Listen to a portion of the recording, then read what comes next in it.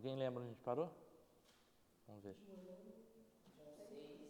6, versículo. A gente leu até o 15, né?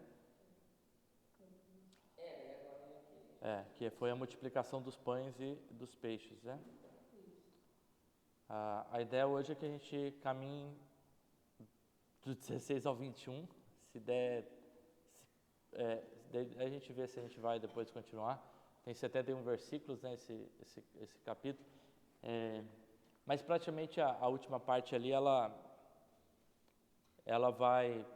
é um discurso, né, sobre Jesus como o pão da vida.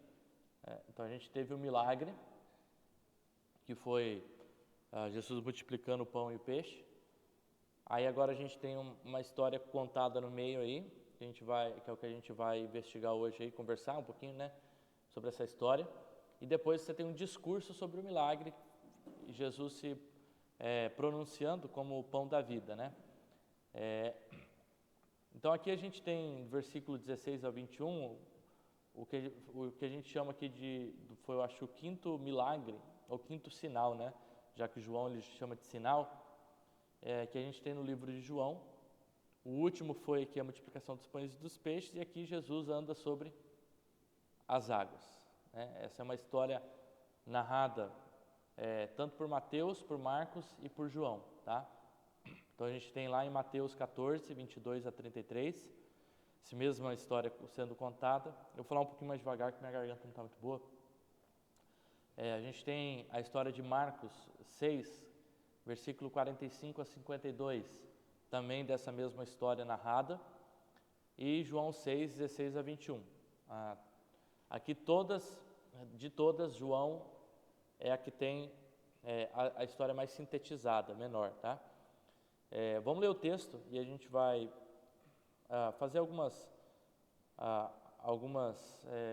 ponderações aqui, depois a gente faz algumas aplicações e conversa um pouquinho sobre o texto.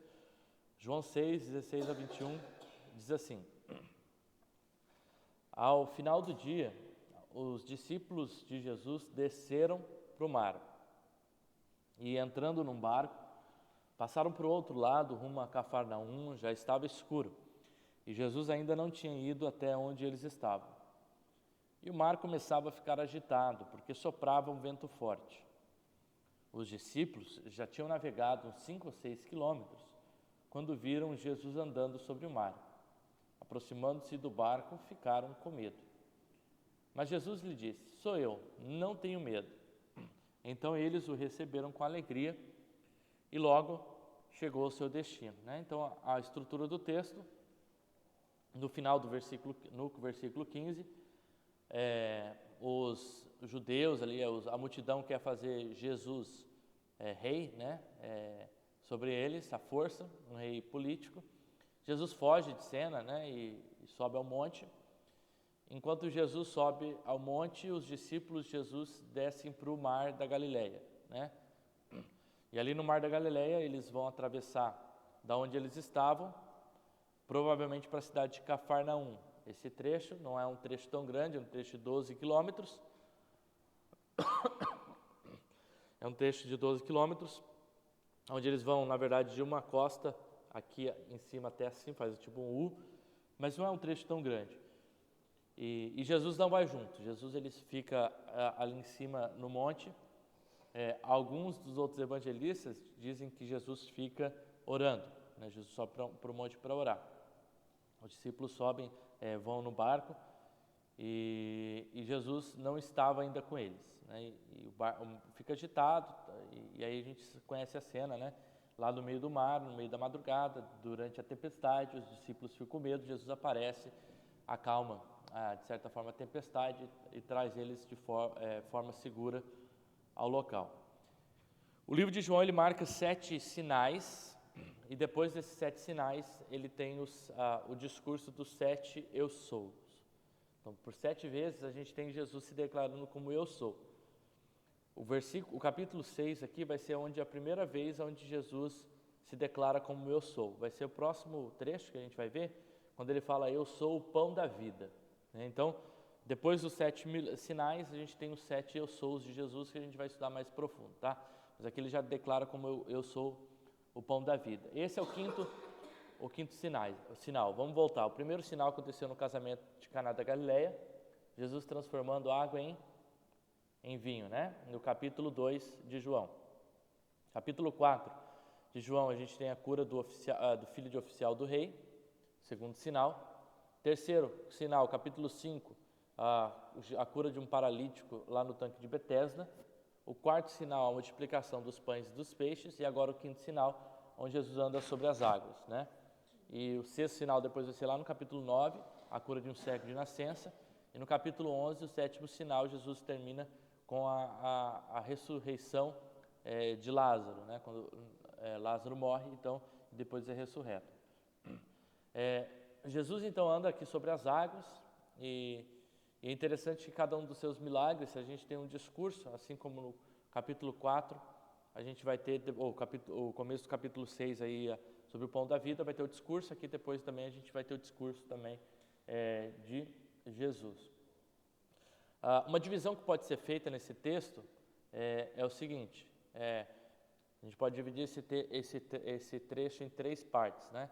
Primeira parte, os primeiros versículos, a gente tem os discípulos sem Jesus, sozinho no mar, na tempestade, sem Jesus. O segundo trecho seria os discípulos com um Jesus desconhecido, né? Parece um fantasma ali, dias à noite. Outros trechos, outras passagens lá de Mateus e de Marcos, diz que parecia um fantasma à noite. Então, primeiro o discípulo sem Jesus, depois os discípulos com esse Jesus desconhecido, e por fim, os discípulos com o Jesus conhecido, que traz paz e segurança para os discípulos, tá? Vamos fazer aqui uma comparação entre os outros evangelhos. Isso a gente chama de comparação sinóptica, dos evangelhos sinóticos, né? Mateus, Marcos, Lucas, né? Então a gente vai fazer uma comparação dos outros trechos aqui. Eu vou pedir para alguém de vocês ler Mateus 14, 22 a 33, e outra pessoa ler Marcos 6, 45 a 52, tá? Mateus 14, 22 a 33, e a outra pessoa lê Marcos 6, 45 a 52.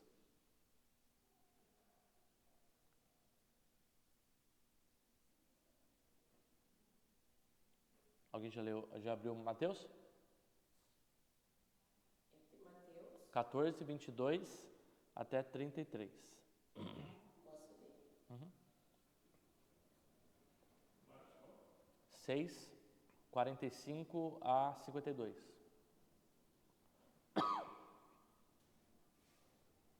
Pode ler. Posso ler? Uhum. Logo a seguir, compeliu Jesus os discípulos a embarcar e passar adiante dele para o outro lado, enquanto ele despedia as multidões.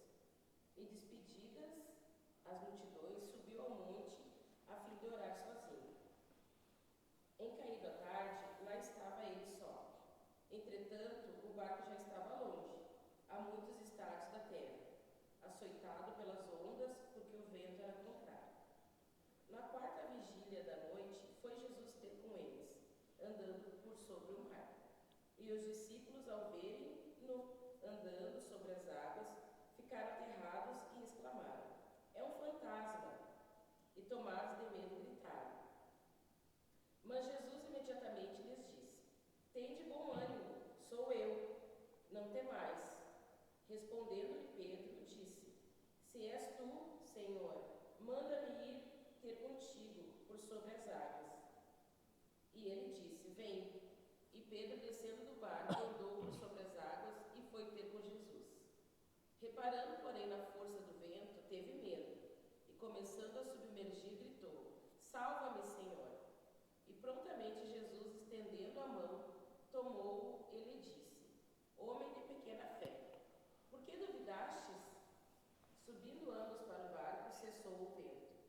E os que estavam no barco o adoraram, dizendo: verdadeiramente és filho de Deus. Uhum. Marcos agora? 6, 45 a 52.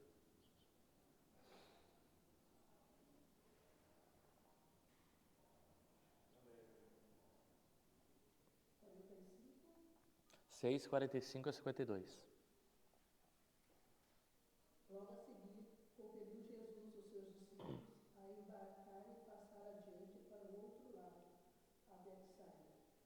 enquanto ele despedia a multidão. E tendo os despedidos, subiu ao monte para orar. Ao cair da tarde, estava o barco no meio do mar e ele sozinho no céu.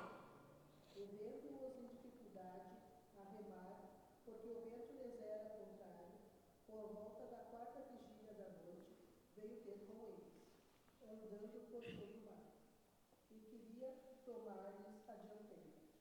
Eles, porém, vendo-o andar sobre o mar, pensaram tratar-se de um fantasma e gritaram. Pois todos ficaram aterrados à vista dele. Mas logo lhes falou e disse: tende bom ânimo, sou eu, não temais. E subiu para o barco para estar com eles, e o vento cessou. Ficaram entre si atônitos, porque não havia compreendido o milagre dos pães antes, e seu coração estava endurecido. Vamos lá. Por que eu gosto de... Às vezes é importante a gente ler, principalmente quando na nossa Bíblia, normalmente vai dar uma sinalização ali quando o mesmo trecho aparece em outras partes dos evangelhos, né? Pelo menos a minha Bíblia que aparece ali, se você for em João, vai aparecer o texto de Mateus e de Marcos ali em cima, né? No título. Ler os três textos é importante para observar as ênfases que são dadas por cada autor dentro do trecho, para que a gente possa ter uma história, vamos dizer assim, coesa, ou uma história narrada, né? Se a gente ficar só com o texto de João, a gente pode perder alguns detalhes dessa história que Mateus e Marcos narram, mas que João não narra. Por exemplo, o texto de Mateus, ele relata a história da perspectiva de Jesus, né? E não da perspectiva de João. E ele adiciona algumas questões. Primeiro, tanto Mateus quanto Marcos, na verdade, enfatiza que Jesus é quem ordena aos discípulos para irem para o mar sem ele, né? Lá em Mateus vai falar que Jesus impeliu, e depois em Marcos vai falar que ele impeliu ou que ele fez os discípulos irem para o mar sem ele, né? Eu imagino, né? Jesus, ele conhecia o que ia acontecer, né? Ele sabe que eles iam entrar em apuros, né? Mesmo assim, Jesus impeliu, fez com que eles fossem, é como se ele falasse: vai meu filho, vai para a tentação, vai para a provação, né? Vai para o meio da crise. Jesus sabia, mas mesmo assim, Jesus é quem ordena os discípulos a partirem sem ele. Mateus ele adiciona aqui que Jesus ele fica lá para se despedir da multidão, que sobe para o monte para orar sozinho, né? Algo que João não fala aqui, que ele sobe para orar sozinho. E em Mateus a gente tem algo que não acontece nem em Marcos nem em João, que é Pedro questionando e pedindo uma prova da identidade de Jesus, né? Se é tu mesmo, mande que eu ande sobre as águas para que eu vá. Pedro vai lá, começa a andar, depois ele fica atemorizado e começa a afundar de novo. Jesus o resgata, né? Então, em Mateus a gente tem essas nuances, e em Marcos a gente tem outras diferenças, né? Em Marcos a gente não tem essa interpelação feita por Pedro, assim como em João, e o texto acrescenta que o vento cessou. Enquanto João diz que eles chegaram em paz no destino, Marcos diz que o vento cessa quando Jesus entra no barco, né? E faz a relação, Marcos é o único que faz a relação desse milagre com o milagre que acontece anteriormente, que é o milagre da multiplicação dos pães e dos peixes, né?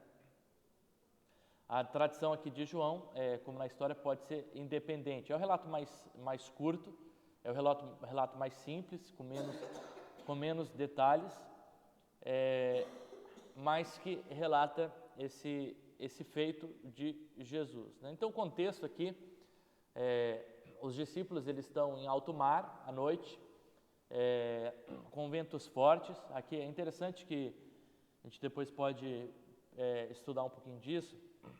Quando a gente pensa numa tempestade em alto mar, a gente pensa às vezes em chuva, o céu bem escuro, né? Esse tipo de tempestade. Mas a tempestade aqui que é narrada por todos os evangelistas é algo parecido com o que acontece aqui quando está mudando o clima. Está calor, que vem o frio. O que acontece aqui? O que a gente chama de vento norte, né?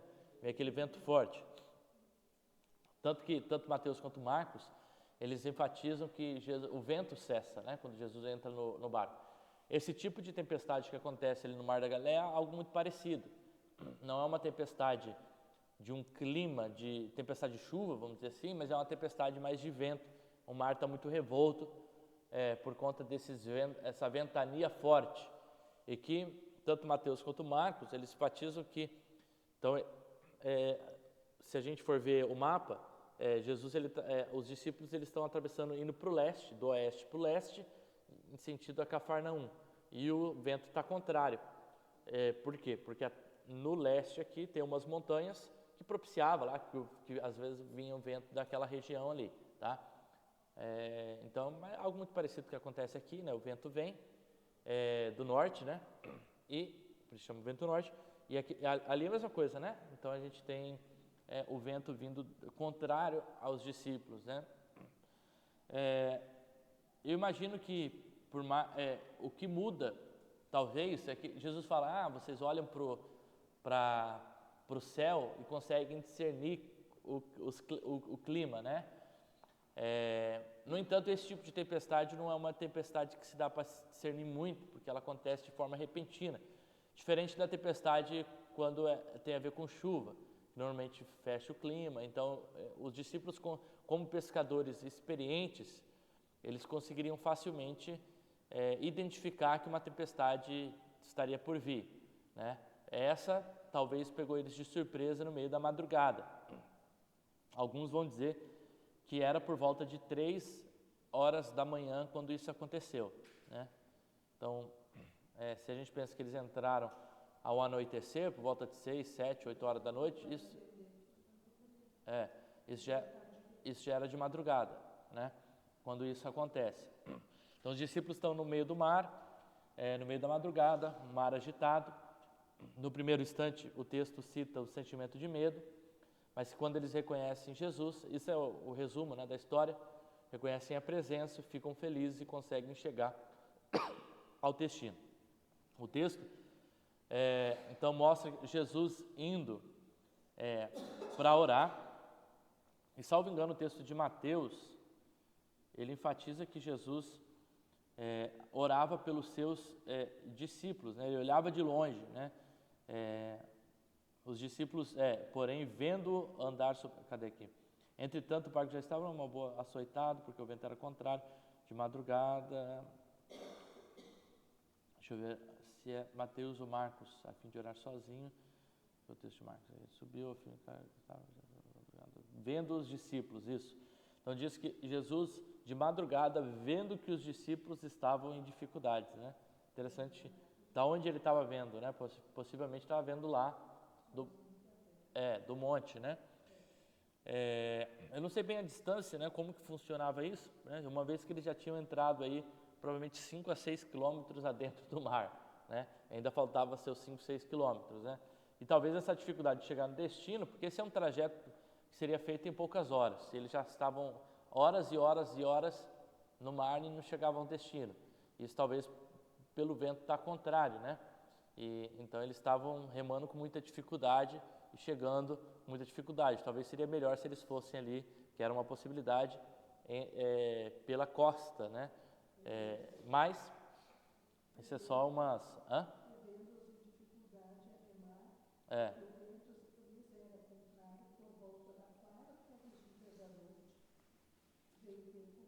É só pensar que cada vigília ela dura em torno de 3 horas, se não me engano. Então a primeira vigília é 6 às 9, 9 à meia-noite, meia-noite às 3, das 3 às 6 da manhã. Então a quarta vigília seria das 3 às 6. Já, né? Então já estava um tempão. Imagina o desespero, né?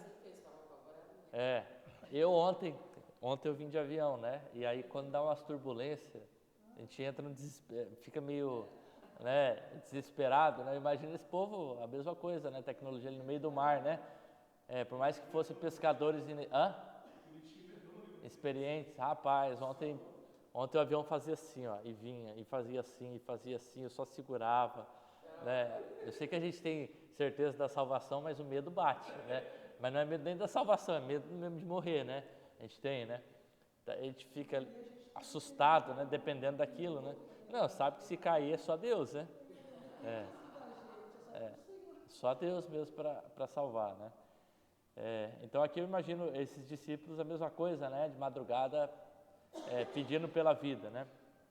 Então, ao anoitecer aqui por volta das 18 horas, quarta jornada, né? Aí seria por volta das 3 às 6 da manhã.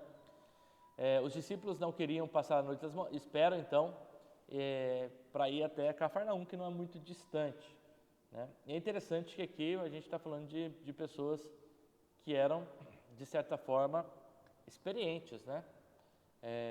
Só que pelo menos 2 vezes o texto bíblico vai narrar uma situação semelhante, né? Onde os discípulos passam apuro no meio do mar e Jesus vai lá e acalma. A primeira vez Jesus acalma o mar, né? Ele até fala, homens de pouca fé, diz que ele estava dormindo no barco, né? O texto lá de Mateus 12, Marcos 3 e Lucas 11. Jesus dormindo no barco e aquela tempestade toda de vento lá, né? Imagina o barco fazia assim, ó, né? Jesus dormindo, né? E os discípulos olhavam aquilo e falavam, meu Deus, né? E aí os discípulos desesperados, Jesus acorda então e acalma o mar. E aqui agora é a segunda vez, né? Jesus também. Isso do hino da capítulo 568, ele fala sobre Eu não sei qual hino. o mestre do mar se revolta. É. Sossegai, né? Sossegai. Deve ser da primeira vez, né? Em Genezaré, acho que é Genezaré, quando Jesus está no barco, né? Dormindo, enquanto está aquela tempestade, né? A tese principal aqui do texto é que mesmo em meio aos mais profundos e angustiantes dilemas da nossa vida, né?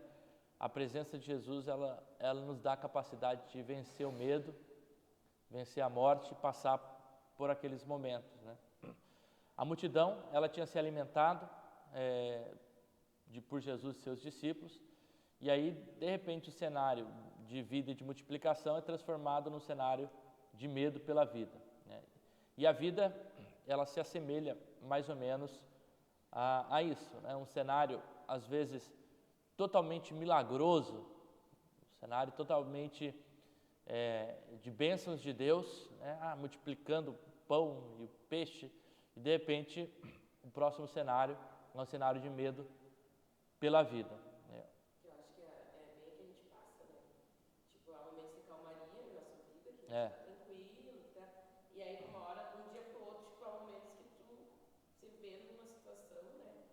Que tem que resolver questões e coisa, e às vezes tirar paz, né? Mas a gente tendo Jesus, tudo se torna mais fácil. Não que a gente não vá ficar com medo, ou que não vai ter uma certa angústia, ou que vai ter medo, um receio, né? Te dá a garantia da presença dele, né? De que ele tá no barco com a gente, né? Ele tá no barco, ele diz sossegai, né?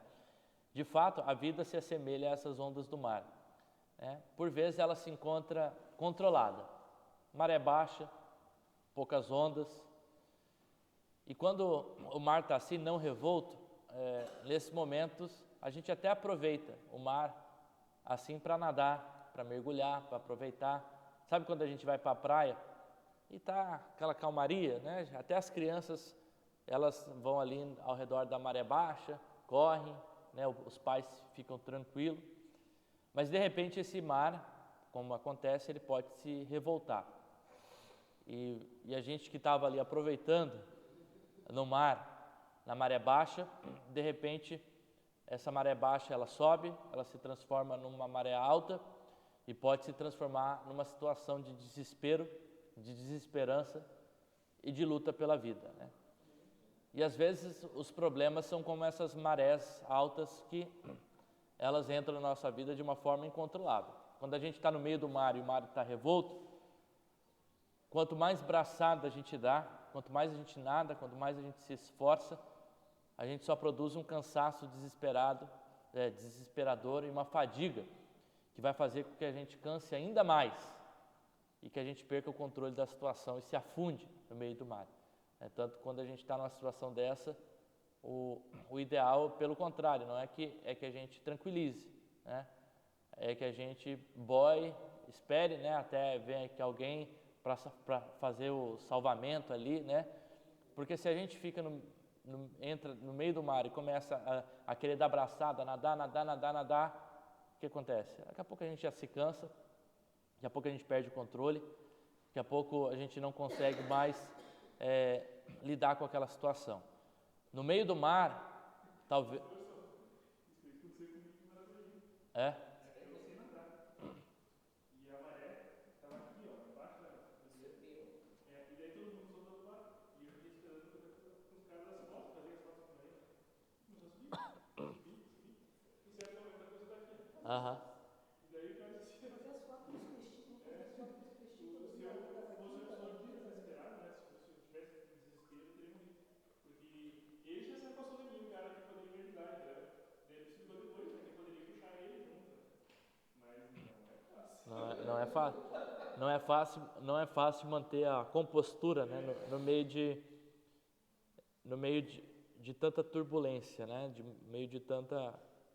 Quando a maré, ela realmente, ela vai... Mas assim, o texto ele nos ensina, né, que não existe esforço suficiente que a gente faça que possa nos tirar de uma situação angustiante ou desesperadora, né? São nesses momentos que a gente precisa exercer a nossa fé e a confiança, entender que Deus nos ajuda a passar pela maré.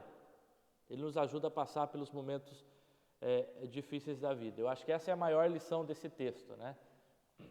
A maior lição desse texto é que os momentos mais desesperadores são as oportunidades para a gente exercer a fé e para que Deus entre em controle daquela situação.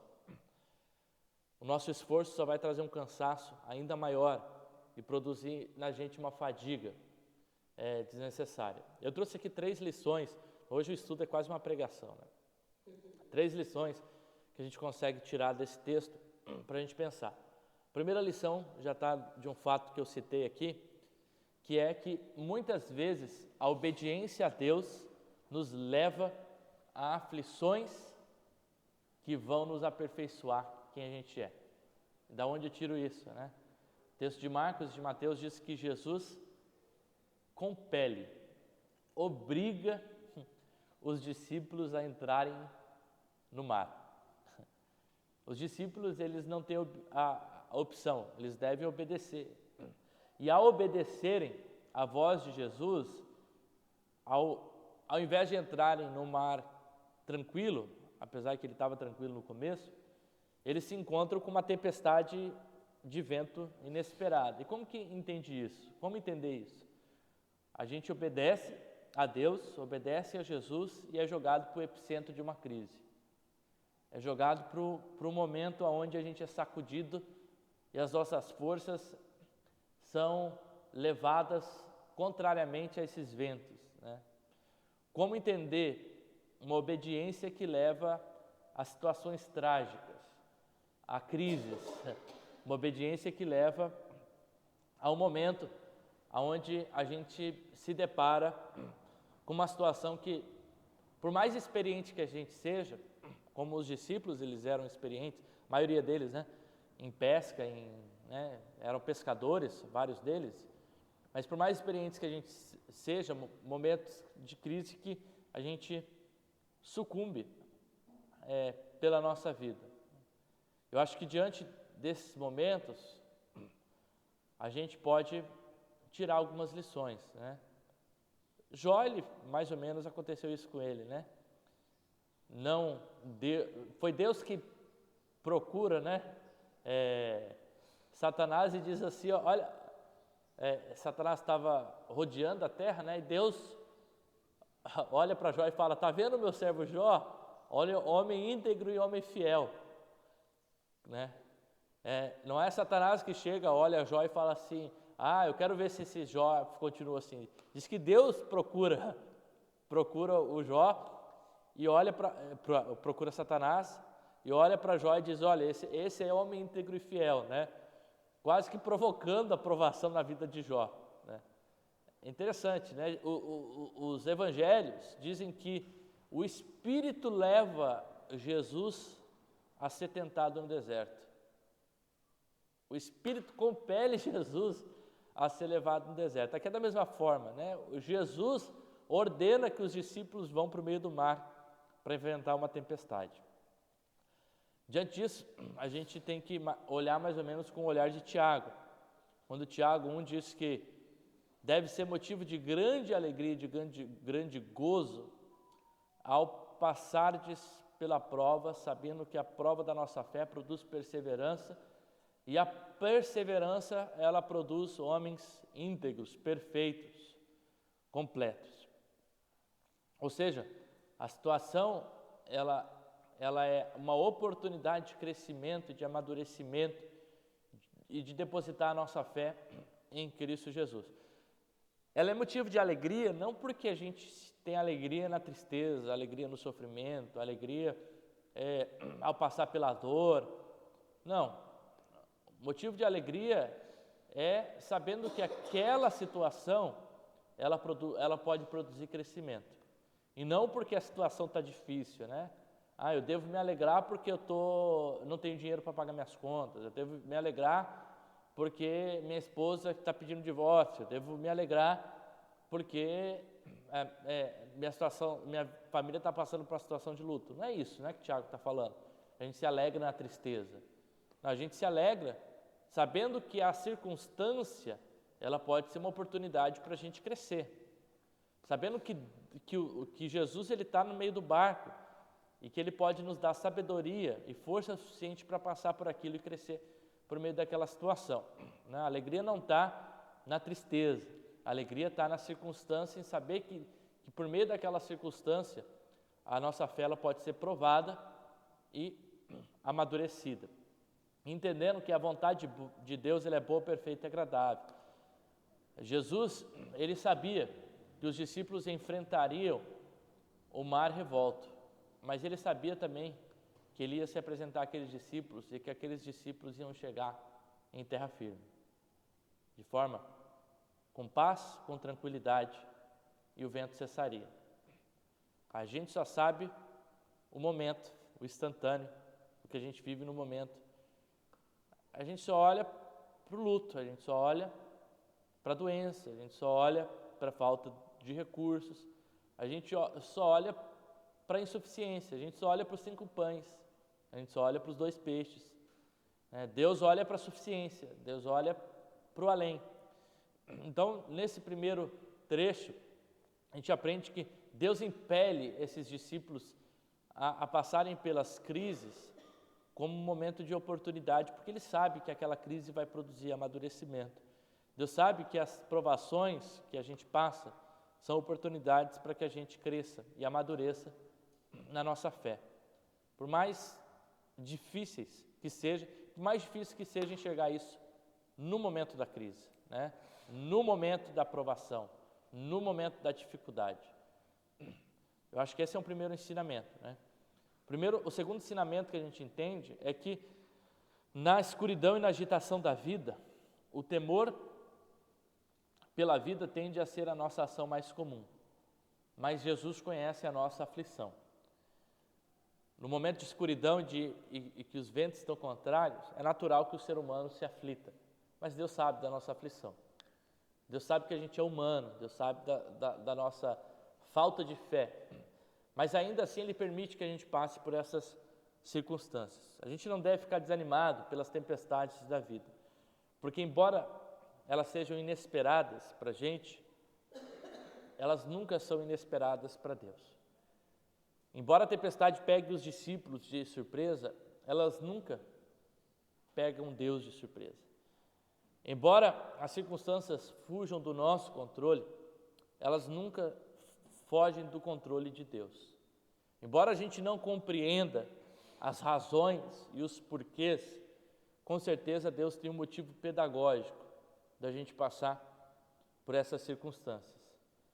Os discípulos passaram por essa situação e às vezes eles não compreendiam, né? O texto ele fala aqui que os discípulos estavam na escuridão, que eles estavam no meio do mar e eles estavam no meio do mar agitado. Todas essas características são características de extrema dificuldade. A escuridão ela traz medo, a escuridão ela traz o inesperado. A escuridão traz a incerteza. A gente tem medo do escuro porque a gente não sabe o que está no escuro. Tá?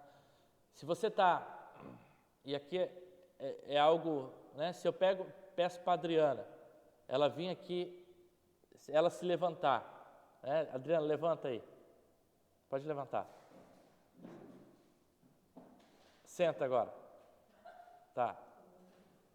Pode sentar. Agora pode levantar de novo. Pode levantar de novo. Fecha os olhos. Agora senta. O que aconteceu?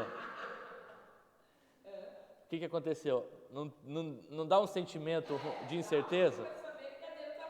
Sabia que a cadeira estava ali, né? Mas quando a gente, mesmo com essa certeza, às vezes a gente ainda tem esse medo, né?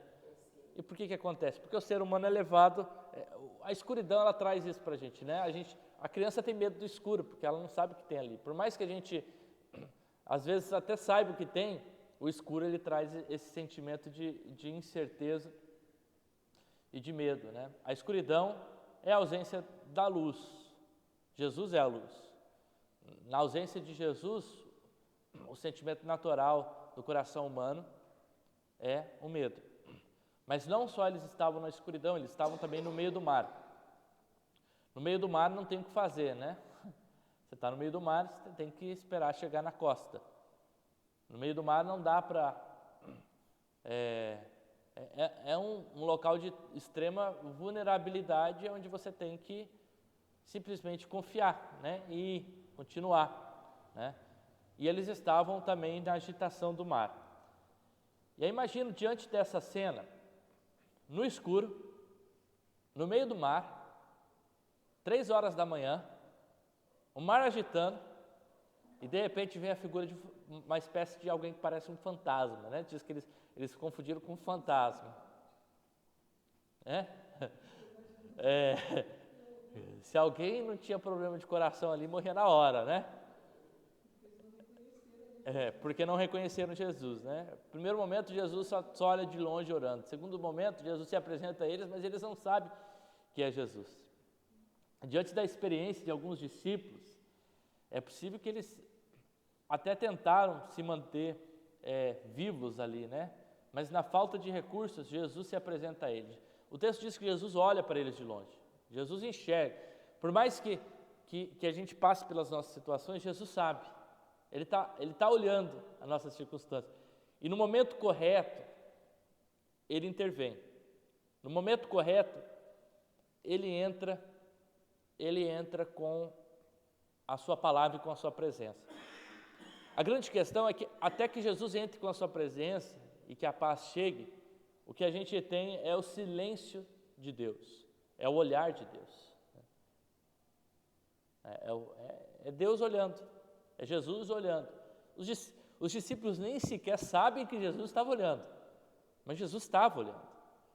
Só que para os discípulos que estavam no meio daquele mar, a sensação não é de presença, a sensação é de silêncio, no meio de uma turbulência. Às vezes essa é a nossa sensação diante das dificuldades, do silêncio de Deus.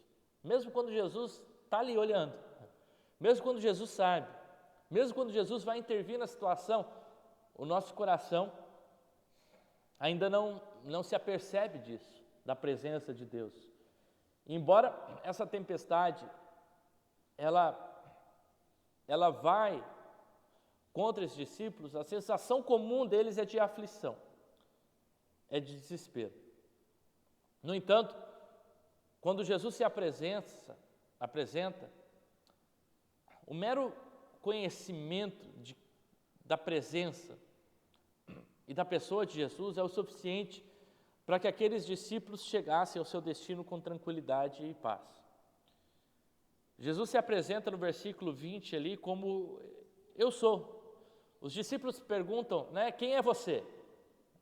Diante daquela cena onde parece mais um fantasma, e eles ficam ainda com mais medo, né, daquela cena, Jesus se apresenta como eu sou. Às vezes, é simplesmente essa revelação de Jesus suficiente para as nossas dificuldades. Quando a gente e falta recurso para a gente, a mera presença de Jesus e Jesus dizer eu sou é suficiente. Quando a gente passa pelo luto, o fato de Jesus olhar para a gente e dizer eu sou na sua vida é suficiente. Quando a gente passa por um problema familiar, a presença de Jesus que se apresenta como eu sou, ela é suficiente. Porque quando Jesus se apresenta como eu sou, ele mostra a sua identidade. Não é mais o fantasma, não é mais o Jesus desconhecido. É o Jesus que a gente conhece. É o Jesus que além que a gente conhece, é o Jesus que é soberano e está no controle daquela situação. E é isso que a gente aprende nesse texto. Jesus é soberano e Ele está no controle da situação, mesmo quando a gente não está ciente disso. E que não importa o quão desesperador seja a tempestade da nossa vida, a presença de Jesus garante a tranquilidade, é o que o texto de Marcos diz. E quando Jesus entra no barco, João diz que eles chegam ao destino com tranquilidade. Jesus é soberano sobre as situações e embora a presença de Jesus não nos livra da caminhada, ela nos dá ânimo para enfrentar as dificuldades. A primeira palavra de Jesus aqui não foi para o vento nem para o mar, mas foi para os seus discípulos. Jesus diz para os seus discípulos o quê? Eu sou. Antes de acalmar a tempestade, Jesus acalma os seus discípulos. Antes de aquietar o vento, Jesus aquieta a alma dos seus discípulos. Antes das circunstâncias fora de nós serem mudadas, Jesus precisa primeiro mudar as circunstâncias que estão dentro da gente. Porque se o dentro da gente tem tranquilidade, tem paz, tem certeza da presença de Jesus, por mais tempestade que a gente enfrente do lado de fora, a gente tem a certeza de uma chegada. Porque o dentro de nós já foi acalentado e acalmado por Jesus. Diz aquela canção, aquieta minha alma, aquieta minha alma. E é isso que Jesus está fazendo, né? Antes de acalmar a tempestade, Jesus aquieta a alma daqueles discípulos. E que, mesmo quando os recursos daqueles discípulos acabam, a presença de Jesus garante que eles cheguem ao seu destino de uma forma certeira. Então isso são algumas, né, dessas lições que a gente vê com esse texto de João. Jesus impele os seus discípulos para que aquele seja um momento libertador, um momento de crescimento, de oportunidade, porque Jesus não olha só para o agora, Jesus ele sabe o todo. E que mesmo conhecendo o coração e a tribulação dos seus discípulos, mesmo quando parece que tudo está em silêncio, Jesus ele está com a gente, olhando as circunstâncias e ele conhece, tanto o nosso interior quanto o exterior. E ele acalma o nosso interior, para que a gente passe pelo exterior e para que a gente chegue em terra firme, com tranquilidade e em calmaria, né? E assim é a vida. Eu acho que essa palavra, claro, é também para o meu coração, mas para cada um de nós, né? Que seja, talvez você esteja no momento da maré baixa, mas as marés altas elas vêm na nossa vida. E talvez você esteja no momento de maré alta.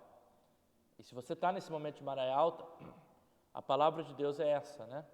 Para o nosso coração. Jesus não nos abandonou, Jesus está com a gente, Jesus continua com a gente, Ele sabe o que a gente está passando, né? E Ele pode acalmar o nosso coração para que a gente passe por essa circunstância de uma forma que a gente venha crescer na nossa fé, amadurecer na nossa fé, que a nossa fé seja provada e que a gente chegue, né, a um momento de calmaria passando por essa circunstância. Amém? Queria deixar aí algum tempo para a gente, se alguém quiser falar mais alguma coisa, antes da gente orar para a gente finalizar, alguma coisa que chamou a atenção desse texto, né? Eu sei que foram só 6 versículos, né? Mas quando a gente medita, né, no texto, a palavra de Deus ela é riquíssima, né? A gente consegue extrair dela, né? Uma palavra para a vida, né? Para nossa alma, né?